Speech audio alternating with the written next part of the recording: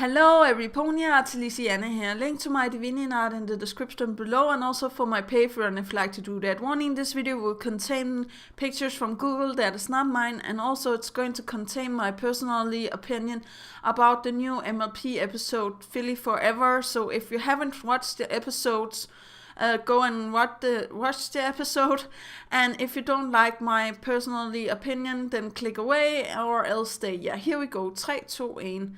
So today I would like to talk about the Philly Forever episode, and oh my god, my heart. I think that I have never cried that much in an episode before, actually. Mystery Magical Cure. So yeah, this is like very good episode.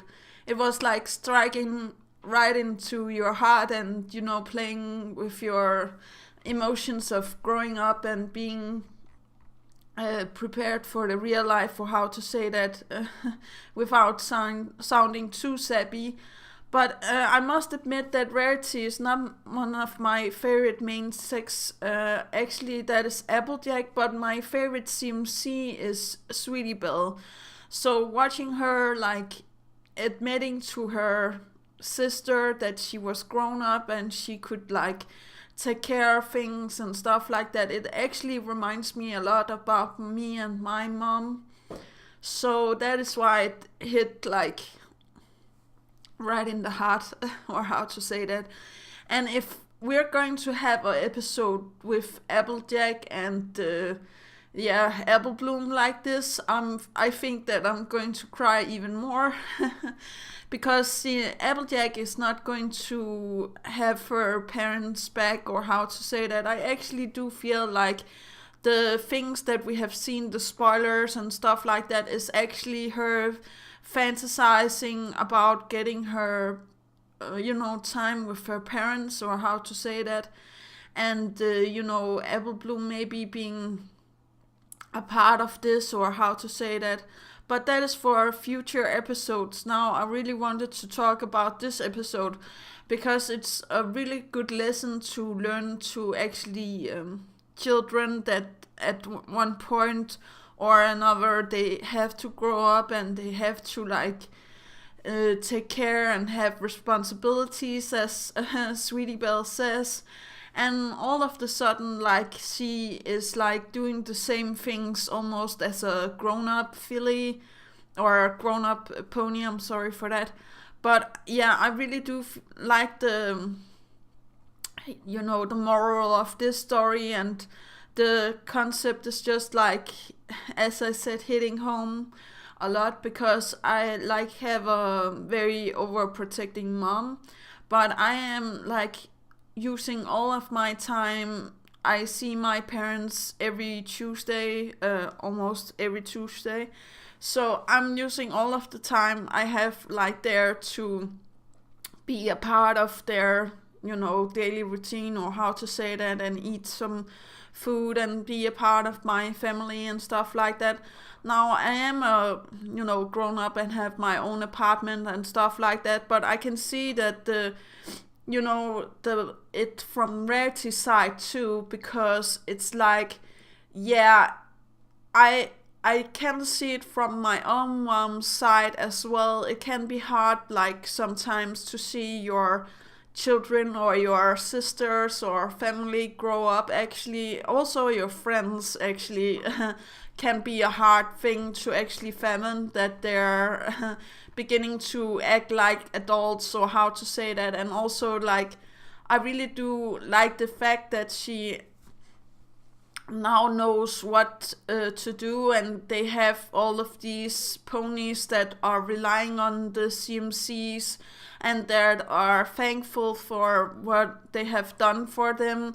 There is the sculpture in the start, and I was like, oh my god, that's amazing. Like, he just figured out what his destiny was with the stone and stuff like that. So I really enjoyed the fact of that one.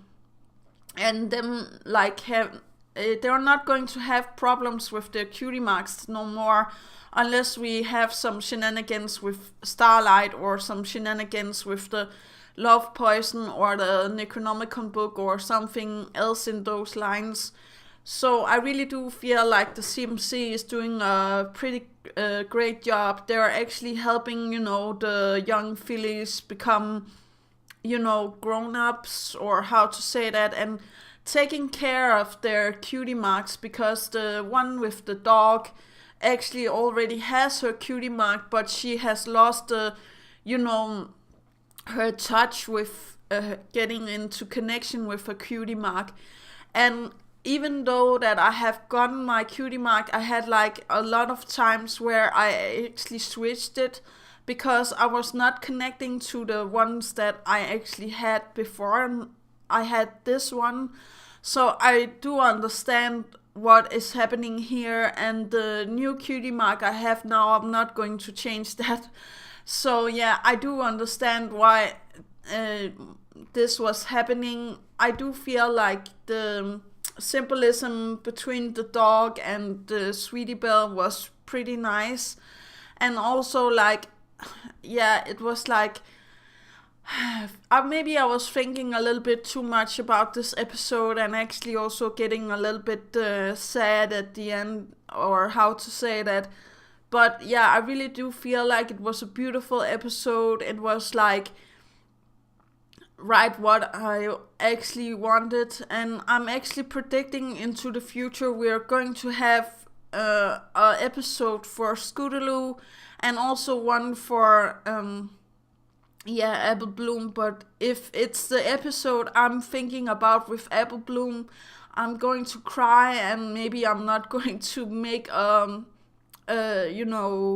review of that one, because that is just going to be like overly sad if it's like what I'm predicting. I'm actually predicting that Granny Smith is going to pass away, and Apple Bloom have to learn the life and death, or how to say that.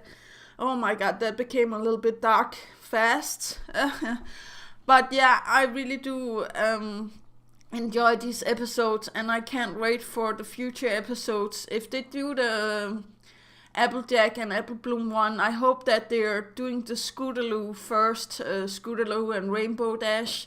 Maybe something with Rainbow Dash not having her parents, and Scootaloo not, well, we don't see her parents, but actually we will find out that she has parents, but it's like they are not looking after her in the ways that is actually good for parents to do, or how to say that.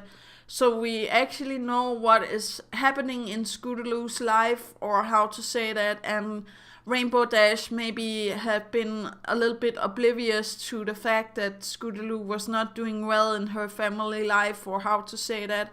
And we can draw some positive and negatives to actually Fluttershy's family, because Fluttershy has this great family dynamic, besides, Zephyr Breeze, but he came into the family and everything became good again.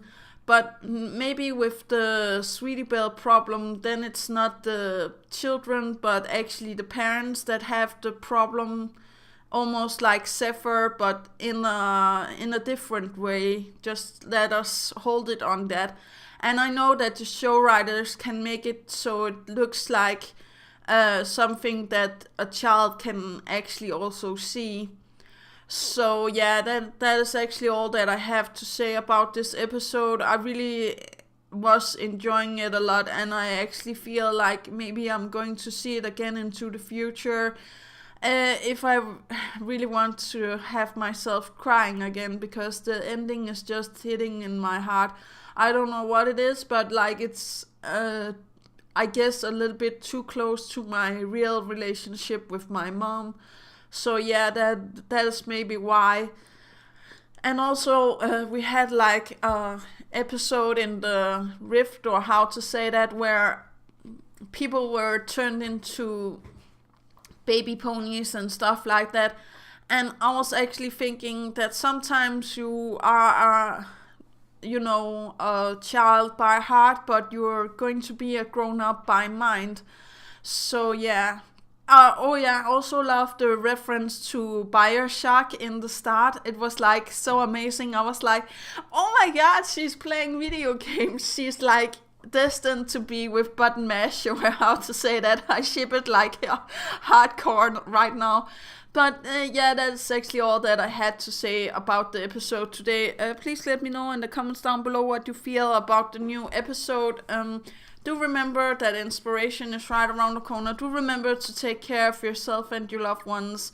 And sometimes try to be a little, I'll not say childish, but try to, if it makes your parents happy, try to, I'll not say do it for their sake, but the last part with Sweetie Belle actually making the idea for a bigger ice cream sundae, that is a very nice thing for her to actually do. So yeah, but that is actually all. Yeah, okay, bye.